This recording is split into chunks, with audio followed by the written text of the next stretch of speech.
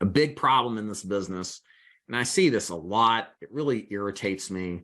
There's so many influencers out there. They moralize about whatever it is that they're talking about, how great their shtick is or product is.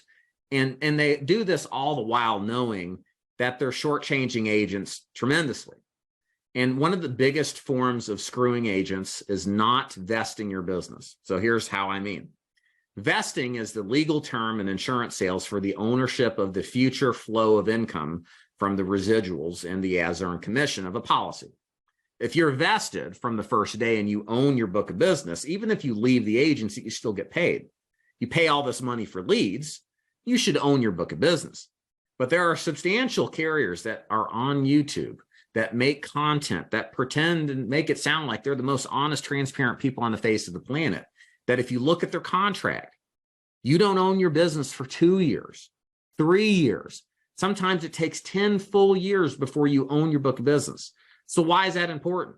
I'll give you a perfect example. So I can think of one particular company right now. Again, they, big production. We're the best final expense organization on the face of the planet, blah, blah, blah, blah, blah, same old sales shtick. Look at their contract. If you get fired for any reason or terminated for cause or not cause, that means they can just get rid of you because they don't want you around anymore. That residual income that you built all those years now gets rolled up to the upline and to the company. There was a particular person I talked to about 7 years ago who had $30,000 due to him, and this organization attempted to terminate him, except they were 2 days late, and according to the contract at the said insurance company, he was allowed to keep his commissions. But if he was terminated like 3 days prior, he would have lost 30 grand. Lost 30 grand over the next year, guys. Now think about that. That's crazy. You don't want to be in positions to where all of this hard work, especially if you're investing in leads. I could possibly see an argument if the leads are being provided for you not to own your inflow of commissions if you leave. That's different.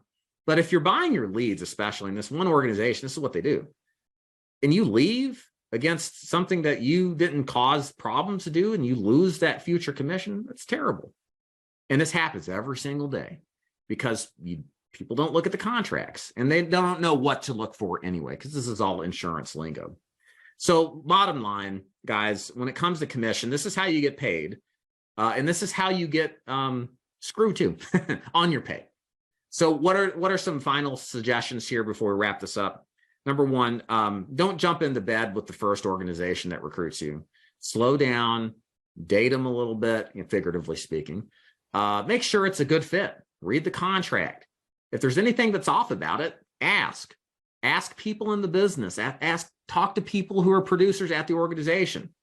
To ask for 3 people to talk to see if the claims being made actually hold up. Talk to people on Facebook. There's a bunch of Facebook groups for life insurance that if you ask questions like this, there's a ton of experienced people that will help you if you will just take the time to just ask instead of just jump right in. And if you do that, man, you avoid so much of this pain and suffering financially that many agents run into, because unfortunately, these organizations are banking on your inherent belief and trust in them. That's why do you think they use the MLM method? To get friends to recruit other friends, because you intuitively trust your friends. Well, sometimes friends are compromised when it comes to money. Sometimes they just don't know either because they're brand spanking new and don't know anything.